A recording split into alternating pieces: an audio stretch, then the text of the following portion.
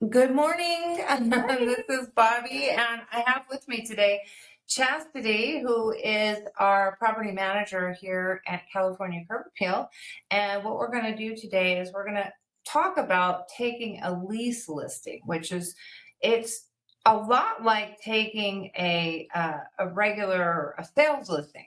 There's a lot of similarities. So if you're experienced with taking a sales listing, then taking a lease listing is going to feel real familiar. However, if you're taking a lease listing because you're brand new and you want to get your feet wet and you want to get some leads, then this is the perfect way to get that experience in a smaller package, in a smaller transaction. So what we want to do today is we want to explain to you how this works and how it'll work particularly with our company, because we have two sides to the company. We have property management and we have real estate sales. So we have a pool of agents who are at the ready, who are ready to go. So as we have these lease listing opportunities come up, we want to pass them on to our own team.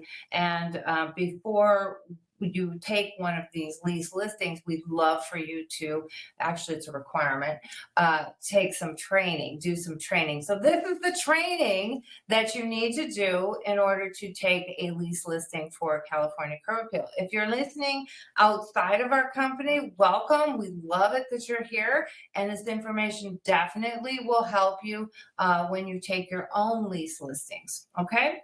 All right. So first step. I'm going to take you through a scenario, and this is kind of how it will happen.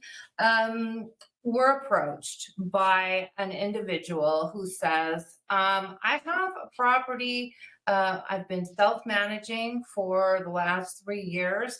I have a tenant who's moving out. We had to evict them, so I'm going to be rehabbing the house. But going forward, I'd rather have a company manage, or a property management company manage the property, because clearly I'm not good at it. And there's no shame in that. Quite honestly, if you are an individual who is managing your property yourself, it's just a lot of work. And the average individual doesn't have the extra time, or probably doesn't realize the amount of extra time that it takes to manage property. When you leave it to the experts, it's all we do. Yes. And you often leave money on the table when you manage your own property. That is very true. That is very true. When I was self-managing many years ago, one of the things that my mindset was, oh my gosh, I've got great tenants. I don't want to rock the boat with a rent increase. Yes. And I find that that's kind of common, that, we have great tenants. We don't want to lose them because we know what a bad tenant looks like. Absolutely. And so we're kind of afraid. But really, at the end of the day, if you're not increasing the rent on an annual basis, you are not keeping up with the current rental rate. Absolutely. And you're doing your renters an injustice because they have no clue what rents go for. So they're in culture shock if that ever changes. That is very true. That is very true. So like when they do decide to move on and try and get the rent that you were charging them, they're never going to find it. Yeah. And it will be very shocking to them. We've seen that a lot. Yeah, for sure. All right. So taking a lease listing, going back to our little scenario. So they would meet with Chaz, and Chaz would sit down with them with a property management agreement. She would find out where the person's at in their tenant situation. She would find out that, okay, it's going to be empty when we take over. So when the property management agreement begins, may not be the day of move-in. It's likely going to be during a period of vacancy. So then Chaz needs to hire a real estate agent to find a tenant for this vacant property. So what she is going to do is she's going to seek out an agent who is willing, ready, and able to take on a lease listing. She's going to put the opportunity out to, oops, sorry. She's going to put the opportunity out to our agents who will respond to her with, yes, I would love to take it, or, or nothing. So we'll get some interest. Now, what else is she going to do? She is going to offer a sum of money. Now, because properties rent for different amounts, if we have a commercial property, we might get $10,000 a month. If we have a residential, we could get as low as $2,000 a month. So based on the value of the property, the value of, or the cost of hiring an agent will also fluctuate. So let's say this is a typical house, it's $3,000 will be the rent, and therefore Chaz can offer an amount of, what would that be for 3,000? Would it depend? Yeah, we would go it'll over the depend. numbers. Yeah, it would depend. But let's say for our little demonstration here, it's going to go for the opportunity is going to be for $900. Okay, $900 is what this opportunity is paying. And that's based on a bunch of different things. Just bottom line, it's going for $900. So anyone who's interested in earning $900 to find a tenant for this property would respond and say, yes, I would like to take this opportunity. Chastity would then sign a listing agreement with the agent. So Chastity is the client and the agent is the agent. And we would, let me just go ahead and bring up the form. Do you want to go ahead while I'm looking up the form and just talk about the opportunity a little bit? Well, it is a great opportunity. Not only do you make a little extra money, but you also get the experience behind it as well. And you also get leads, because what happens, our criteria is quite high. We want at least a 680 credit score, and the income to be 2.5 times the rent, minimum income. So with that, a lot of these could buy if they were interested in buying. So you get a lot of leads, you meet a lot of great people, and you're just, the experience behind it just gets the ball rolling for success. So it not only are you earning a little extra money, but you're also getting your ball rolling in real estate. So I highly, highly recommend it for experience and networking. So that part, and then you also get versed in the forms, which we're going to go over in a minute. But I'm almost there. So no, I love what you said about experience, because taking a lease listing is like a step towards taking a sales listing. Absolutely. But it's a tiny version. It's just like a little practice version. I think that's, the actual hands-on experience is so valuable, because a lot of what we do is theoretical, and it's and being a new agent, a lot of times you're doing things like going door to door and passing out flyers, or calling people on the phone, or going to networking events, which I love. Yeah, networking events are the best. But this is real hands-on experience that you can take with you wherever you go. Okay, lease. I'm just going to look up lease listing agreement. Looks like I had it on there already. Okay. So let me go back to my documents. I'm going to bring up lease listing. I like the classic. And then now I'm going to share with you guys. Okay, good. I got there. I think I can leave it down there and then share it. There we go. All right, so now you're going to see the lease listing. Oh, I can't, so I have to go get it now. I hope I can grab it. There we go. Okay. All righty. So here's the lease listing agreement. You're going to notice that it is a lot like the the sales listing agreement, except that it says lease. So you're going to put the date prepared right here. This also operates the same for a sales listing agreement. The reason for the date prepared, it's identifying the version. So you can, it's like the serial number for this particular lease listing agreement.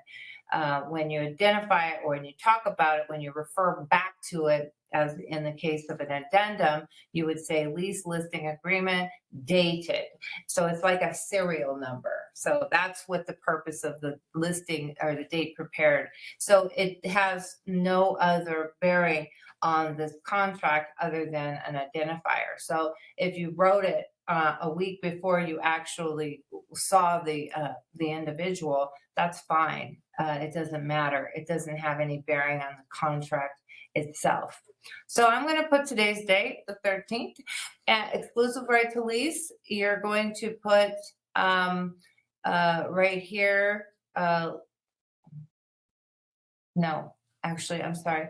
Chastity is going to fill this out. And it's going to be a lease listing agreement between Chaz and the agent, because Chaz is the client, agent is the agent. So here, exclusive right to lease.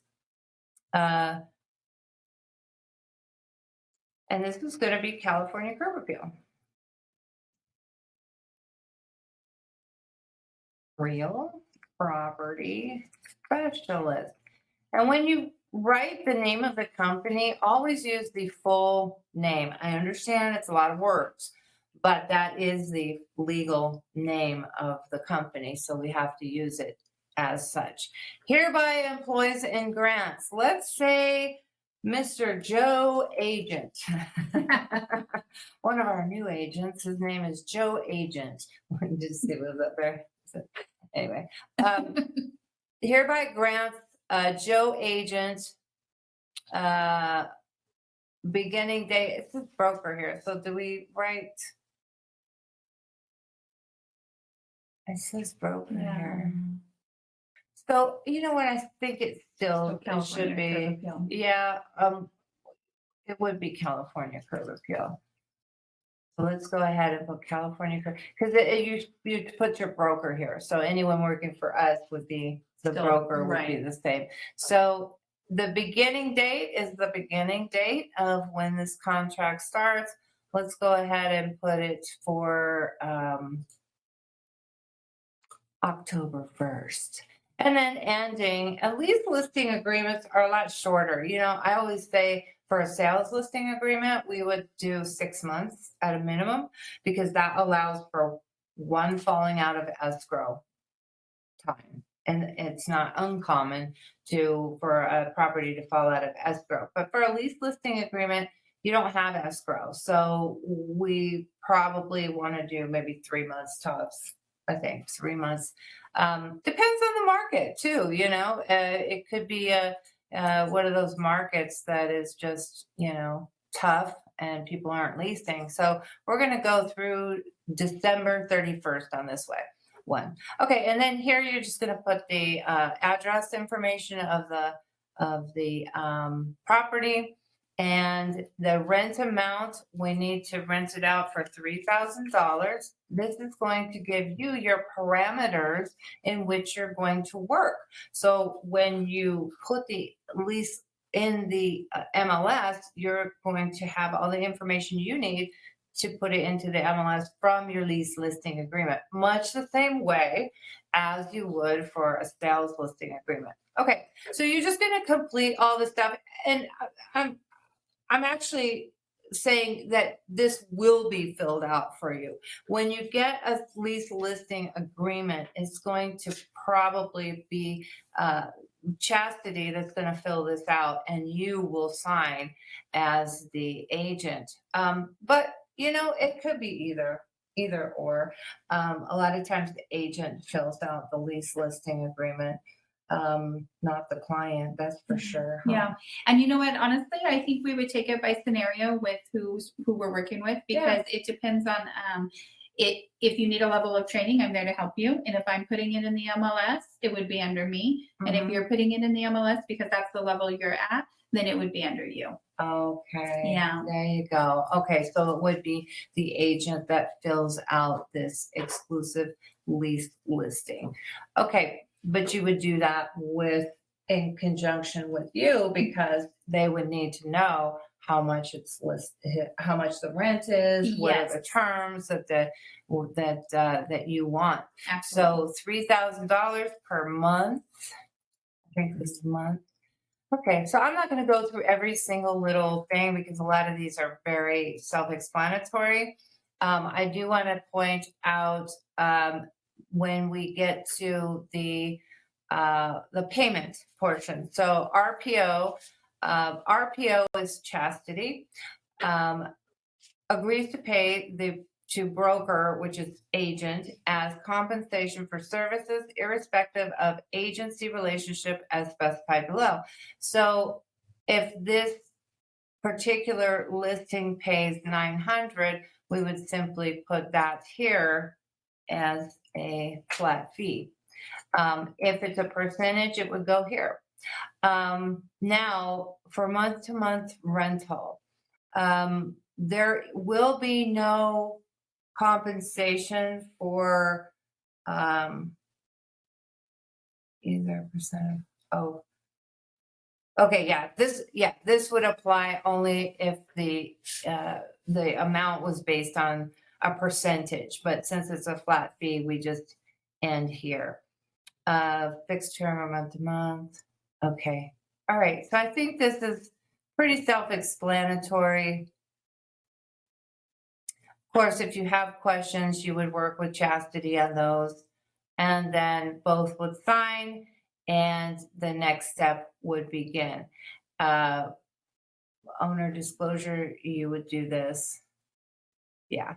Okay. So if you have questions on that portion, you would just work with Chastity on that. So I'm going to stop sharing and I'm going to go on to the next step. So once you have your lease listing in place, now you will go ahead and put your new lease listing in the MLS. This is where I think having a lease listing before you've ever had a sales listing would give you a great experience because Absolutely. you're going to be putting it in the MLS, you're going to be getting calls for it, you're going to be showing the property. And these are all things that you'll do with a sales listing as well. So once it's in the MLS, and I'm not going to demonstrate that today because this is kind of an overview. Once it's in the MLS, you will get phone calls. You'll want to show it. So this is what I would suggest. Plan it out. Know your market. When you take any listing at all, take a look at the analytics in your MLS. You're able to see, actually, it's in the car. Let me just show you this. This is a very good place to start. Bear with me just 1 second. Here we go. Okay, so I'm going to share my screen again. And we're going to get kind of the market statistics and see what's going on in the market. Here we go. Is that it? Yeah. Okay, so I'm in the CAR.org, the California Association of Realtors website. You all, with your association membership, have access to this website. It is chock full of all kinds of information about the industry. If you notice, I'm in the Industry 360 tab.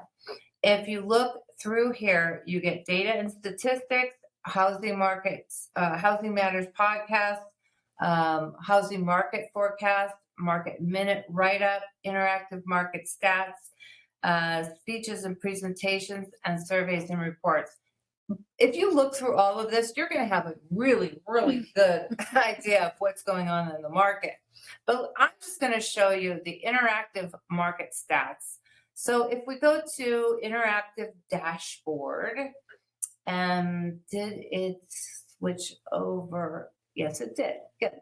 Okay, so if you look here, you can go to Let's see, home price, luxury market, tax portability, local market report. Let's go with that.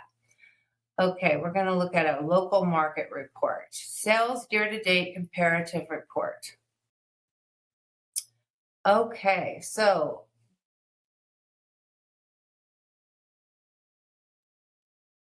okay, this is not, oh, look at that. Gives you all kinds of charts, but this isn't exactly what I was looking for. It's actually shareable and interactive housing market buyer guide.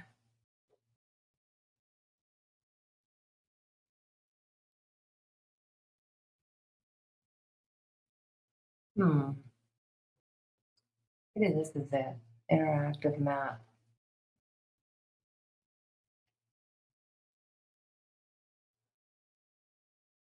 Huh. Well, there's tons of information here. Oh, here we go. County ranking. Oh, this gives ranking in terms of which county you're in. Okay. Okay. Well, anyway, I just wanted to show you this because what you're going to want to do is you're going to want to get a sense of what is going on in the market. And you can do that through the MLS. You can do that through those resources that I showed you.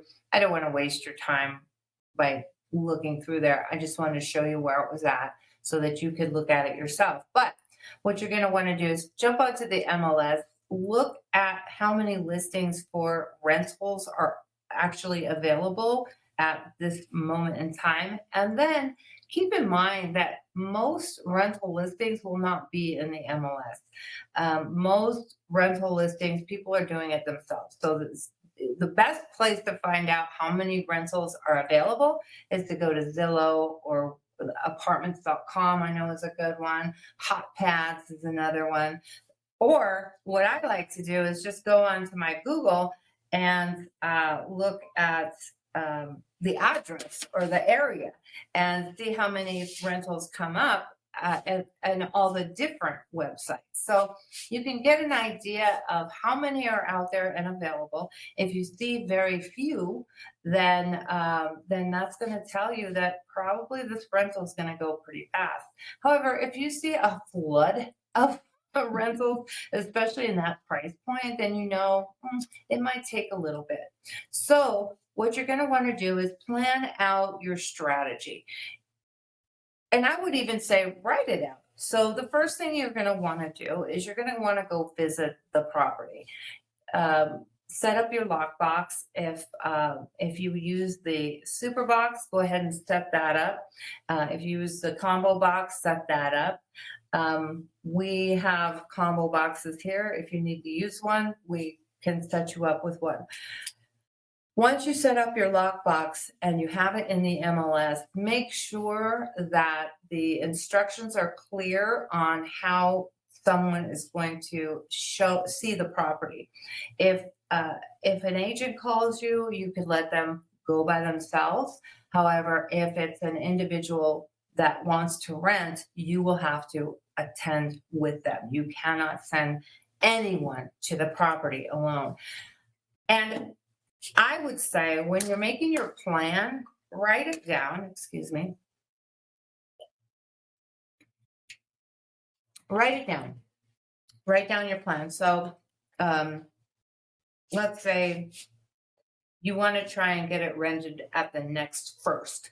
So if the listing started on the first, you have 30 days to get it rented. So the first week, you're going to want to hit the market really hard because take into consideration, you're going to have to get all the documents from them. You know, you're going to ask for their bank statements, their pay stubs, all sorts of things, credit check. That's going to take at least a week to get all that together. I would actually plan for 2 weeks. Once you've identified the tenant, allow 2 weeks to actually get all the paperwork done. That means if you started on the first, you have about 2.5 weeks to market it and find the tenant. So hit the market hard. Go there on day one, set up your lockbox, and then take a look around. Does it need cleaning? Does it need a little bit of staging? We have staging stuff here. Does it need a sign? Do you want to set up a sign? Now, with signs, I would recommend being very careful.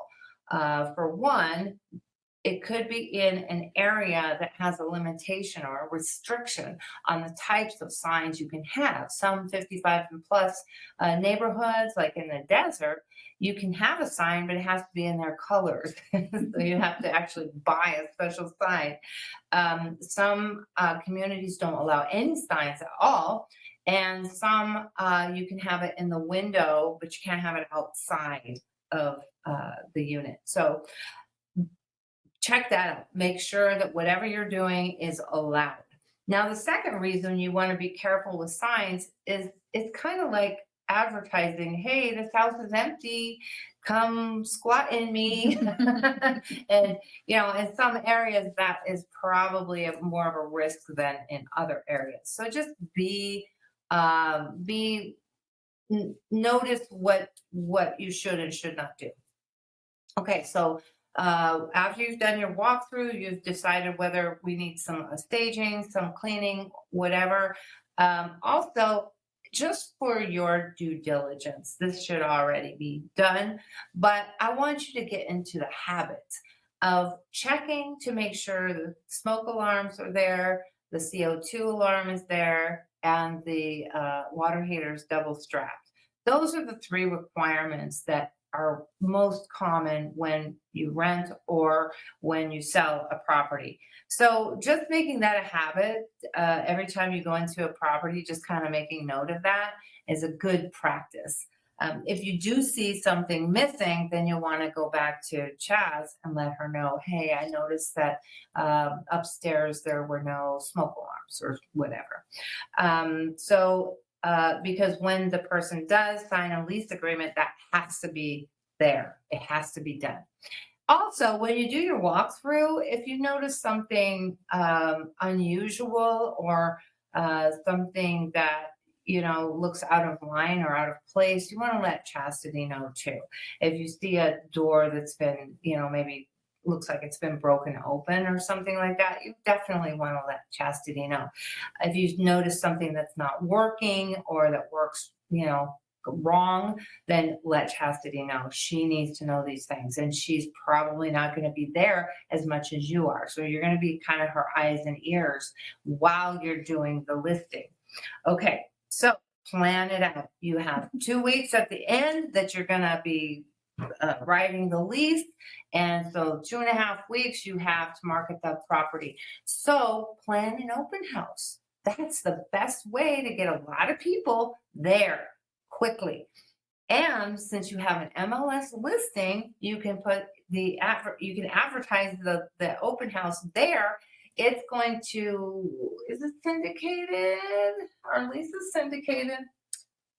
I'd say yes, but I have to double check. You know how when we put a listing into the MLS, you can then see it on Zillow? We were wondering if that also happens with a lease listing. I'm not sure, but I'd say yes, but I'll double think check. so. We think so. And then if it's not, then go ahead and put that listing everywhere you can. You want to also talk to our marketing person because on our website, we have a rental section. So you want to make sure that that is there also. Did you have something you wanted to mention? I think you pretty much have said it. There are a lot of things that go into it, but I'm here to help you. And we have checklists and getting it together. But more than anything, I think the experience that it offers you is the best. Mm-hmm. It'll get you ready for sales. If you could do this, you could do stuff. They go hand in hand. And so I would help you through the qualifications and what's needed and the checklist. And it is a lot like selling a property, and it'll open doors for you to speak with people, and I believe get a lot of buyers. And even if they are only ready, if they're ready to rent and only want to rent now, they become buyers in the future. They do. Then and that's actually one of our goals is Yeah. that our renters don't stay in the home too long, because No. we'll always find a renter to get into that home. Yeah. We want to make them buyers. Yeah. And that's really, it's not just for us, it's for them. Yeah. Everybody is on a journey, and everybody is on a journey to be in a better place tomorrow than they were yesterday. And we're here to help them, to help them to that next level.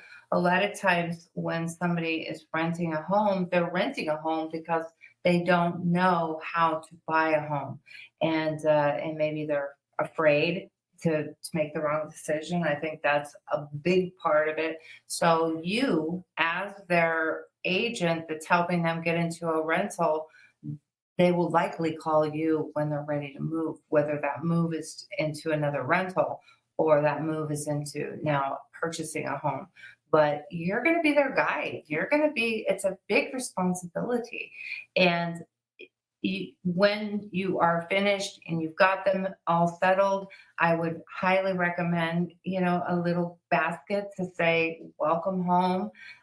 We're going to be doing something here. But then as their agent, you want to, set yourself apart. Yes. And let them know that you are open to talking to them at any time.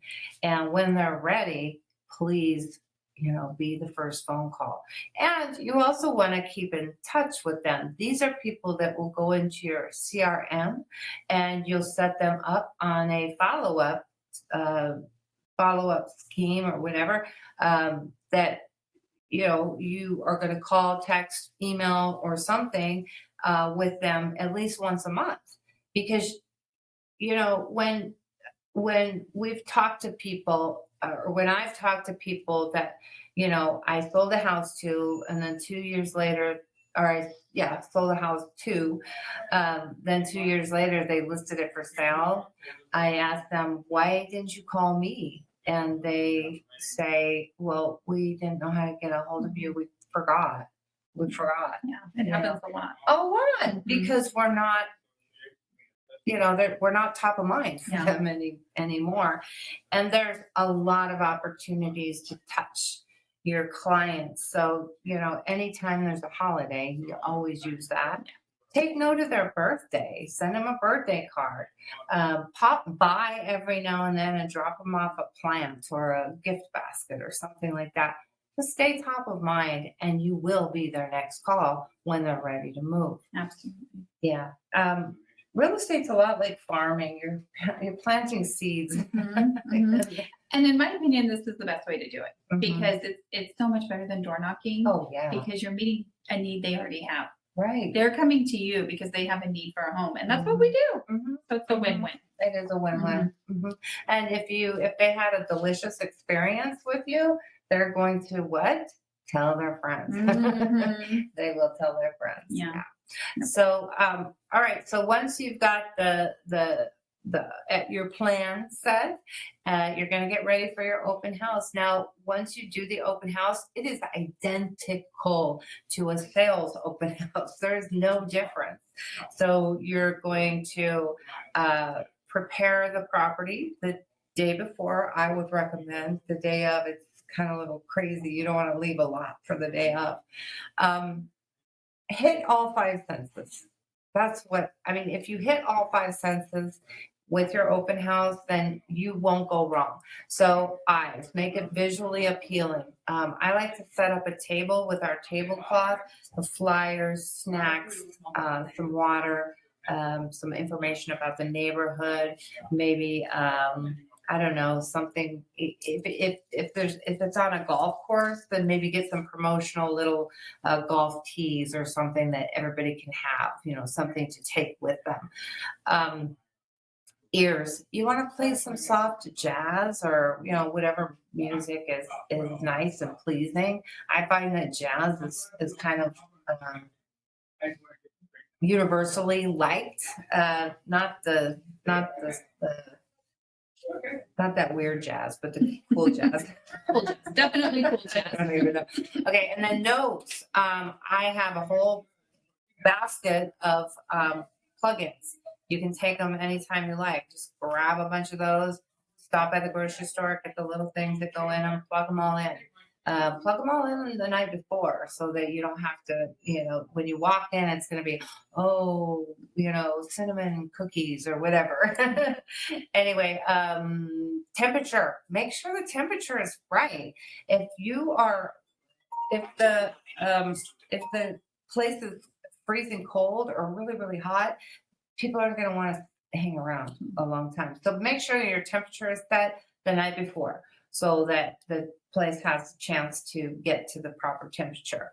Eyes, ears, nose, mouth. Have something there for them to eat and drink. It doesn't have to be big, preferably not messy, because Right. otherwise you're going to have that all over the house. We also have little signs that you can put on the door of the restroom to ask them, please don't use the restroom. It's just, I don't know. I think it's a good way to protect the home of your client. And just I've had people stop by my open house just to use the restroom. And if you just kind of make that clear that it's not for use, then you kind of get those people to stay away. All right, so that's your open house. At your open house, day of, yay! You're going to have a sign-in sheet and you're going to have somebody that's going to do the open house with you. This is an opportunity for you and somebody else to get a lot of leads. So you're going to have your sign-in sheet. A lot of times people don't like to sign in. They're just afraid of being spammed or whatever. Assure them that you're not going to do that because you won't do that. But then let them know that the owner or your client requires that everybody who comes into the house signs in just for insurance purposes or something like that. Actually, don't lie to them if it's not insurance purposes, but it will be a requirement. Anytime Chastity gives an opportunity like this, a sign-in sheet will be a requirement. So you can just put it back on her. Property manager requires a sign-in sheet. I'm sorry, you'll have to sign in. Also, have your conversation ready. If you're somebody who isn't a natural conversationalist, look at the news in the morning up. Try to get a sense of what's going on in the world so that you can say something interesting. Oh, if there was a big game, whether it was basketball, football, whatever, last night, try to know who won and if there was anything special about that. To be a great conversationalist, you just got to know stuff to say. It's kind of simple, basic, but until I realized that, I used to try to make things up or try to be interesting, and it's really hard if you have no content, to work with. So now any chance I get, I try to look at the news or, on here, these things are wonderful. You have news apps. You can just kind of scroll through it and get a sense of what's happening in the world economically and politically and locally. If there was just a fire or a weather event, kind of know about it, know some interesting facts about it, so that if it is brought up, you can say, yeah, you know what I read, blah, blah, blah, blah, blah.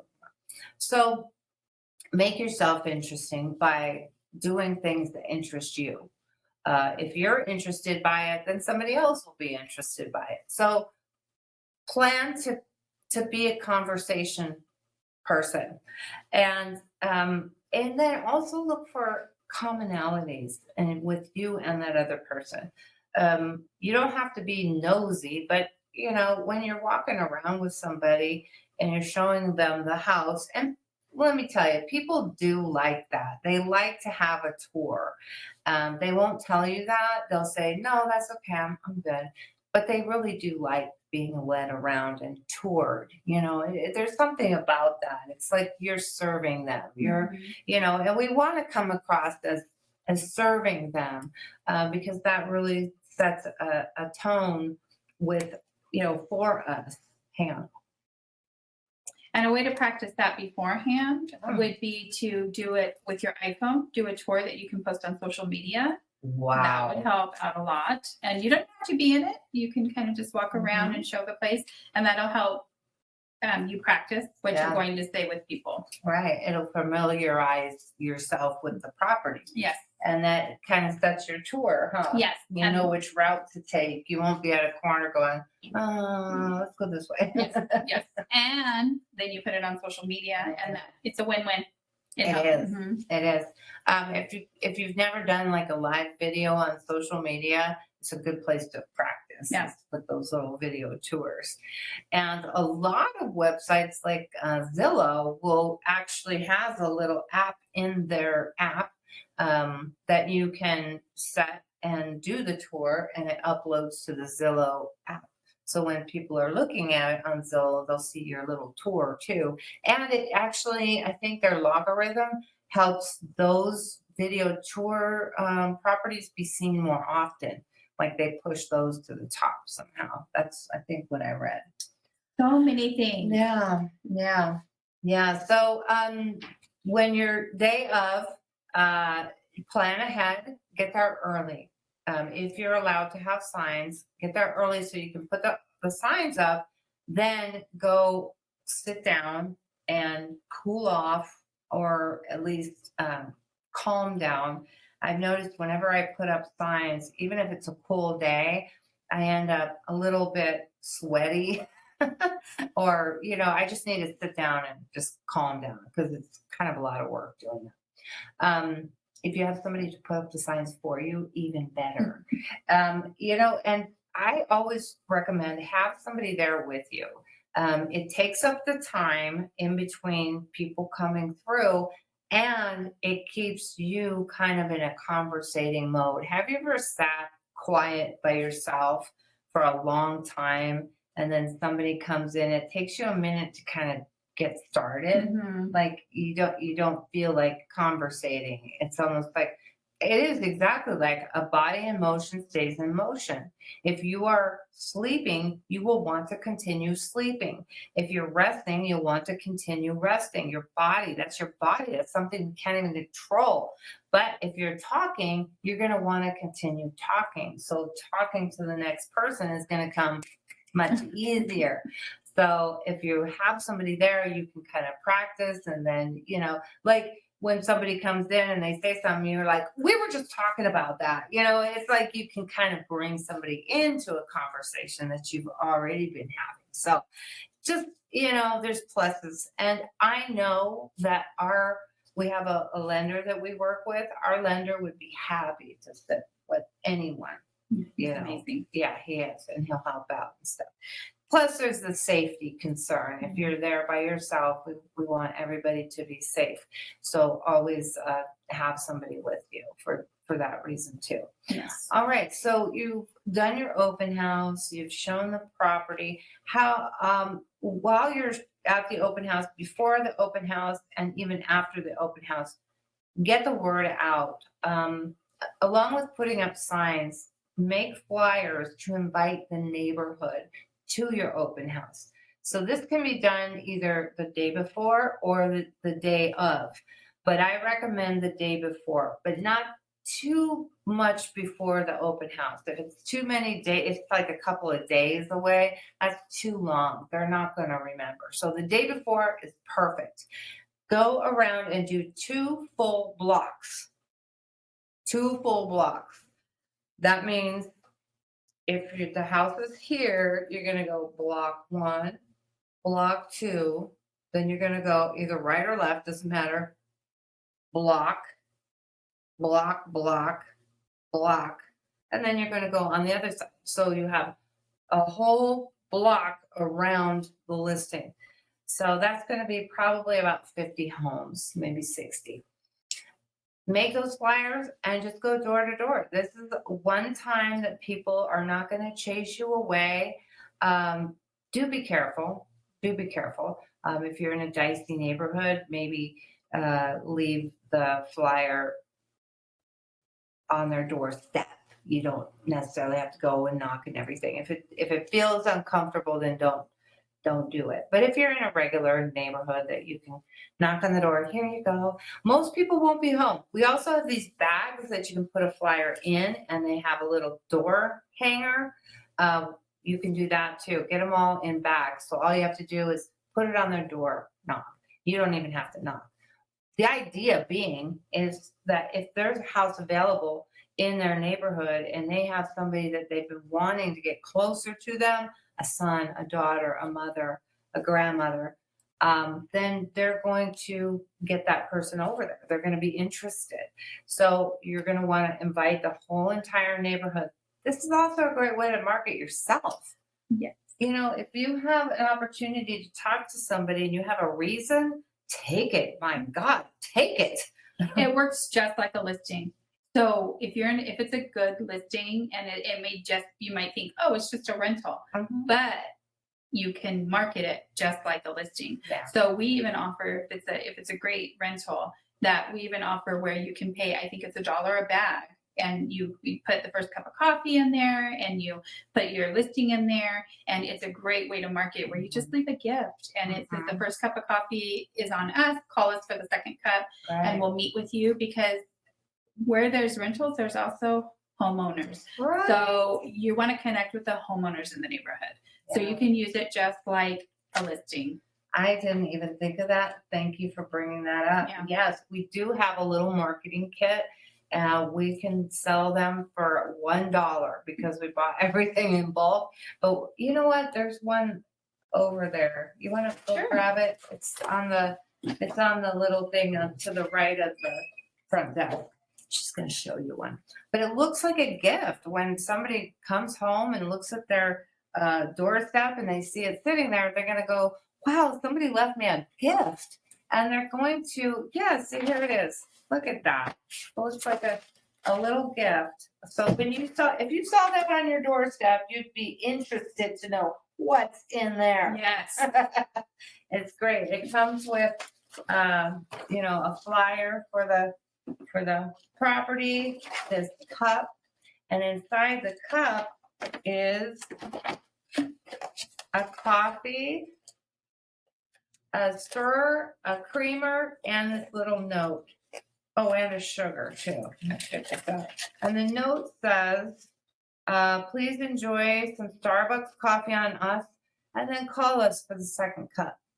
And that way, you've given them a cup of coffee, which is really nice. This nice little go cup so they can make it for themselves. Brand it all over, and then have some information about the listing. Here's a flyer that she put in there, and an invitation to the open house. So it's just a really, and $60 to hit every house in the neighborhood, especially if it's a more expensive rental. Yeah. It's going to be a great neighborhood to connect with the people and then, get them to know you. But now, after you've done your open house, everything's, you got a few people interested. And as soon as you take the listing, you're going to get calls. People are going to be interested. So, to have them apply, this will kind of be up to you. There's a few different ways you can do it. You can require that they fill out a paper application and submit that paper application to you. They can apply on Zillow. You can use the Zillow platform, which is very easy to use. And a lot of people like it because they can do their credit score on Zillow and then apply for as many homes as they want on the Zillow platform. That way they're not paying for each and every credit report, because a credit report will be required. You can have them use, do we still use the Rent Spree? Rent Spree. They can use Rent Spree. You can use that platform, it's up to you. You can do this any way you like. Um, Again, Chastity is here to help you and show you the different types. But if I were you, I would just go investigate myself. Check each and every one out, see which one would be easiest for you to manage. I particularly like Rent Spree. Rent Spree, they can apply online through the Rent Spree app, and they can also run their credit. So whatever platform you use, if you use a paper application, then you'll have to find some credit reporting agency. Now, you can also do this another way. If you want to take a paper application, you can just have them go to a free credit reporting site like freecreditreport.com, or I think Credit Karma has a free one. Have them print the front page that has their score, and they can redact any areas that they don't want anyone to see and submit that, so that when you're down to your finalists, you can then ask them to run the credit report. You don't necessarily want to have everybody run a credit report if you're looking at 20 applications. You don't want all 20 to do it, because you're only going to be able to pick one person. So you want to wait till you get it down to the finalists, and then maybe that's the last final criteria, that you use to decide. So it's going to be on you to present it's going to be up to you to pick the tenant. The tenant has to fall within a certain criteria that is already determined in advance. The criteria for the company, for the property management department division, is already preset. They have to have a certain credit score, they have to have a certain amount of time on the job, and their income must be a certain level. Also, there's going to be restrictions with regards to pets. If you have any questions with regards to those criteria, or if you have somebody that's so close, but they have this one thing, you can always check with Chastity. But you're going to narrow it down, and then you're going to choose the person you feel is the best fit.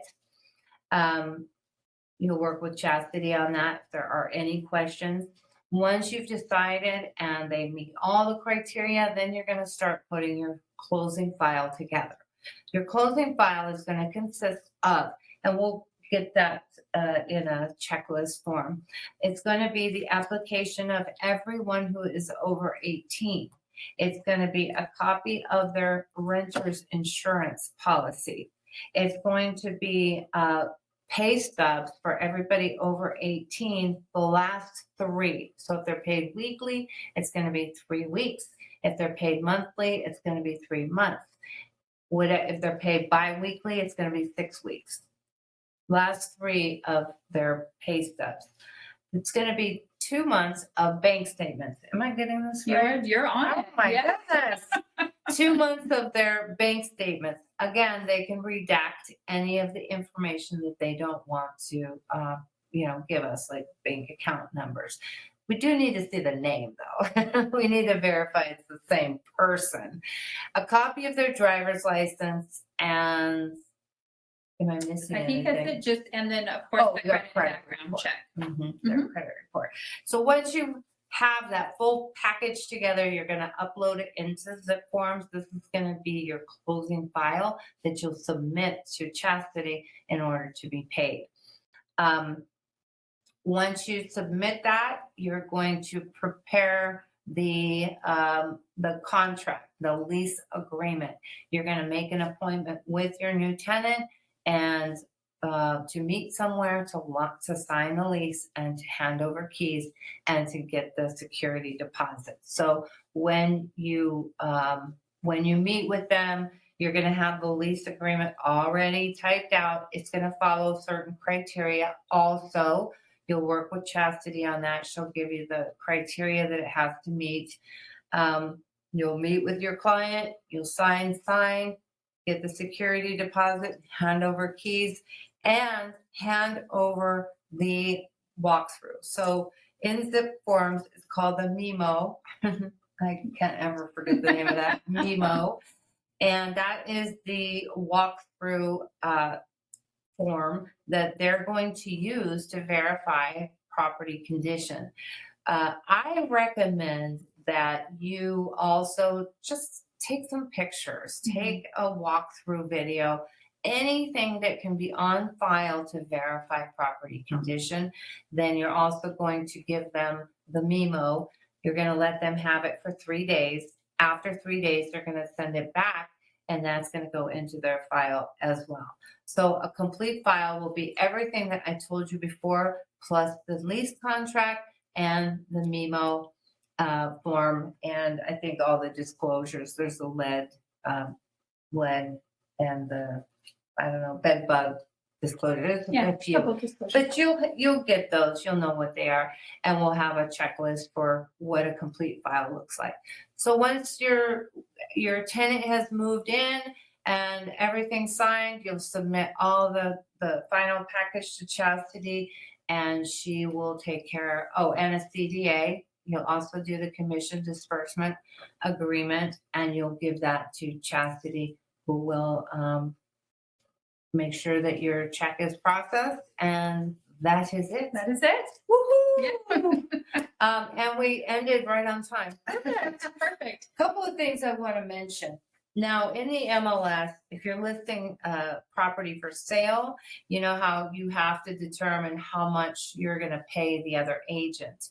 So let's say an agent brings you tenants. How much do you pay them? You have to mention that in the MLS so that anybody who is looking for a property for a tenant that they're working with knows how much you're going to pay them. That can be whatever you want. You know what the job pays. You know how much of that you're going to want to keep.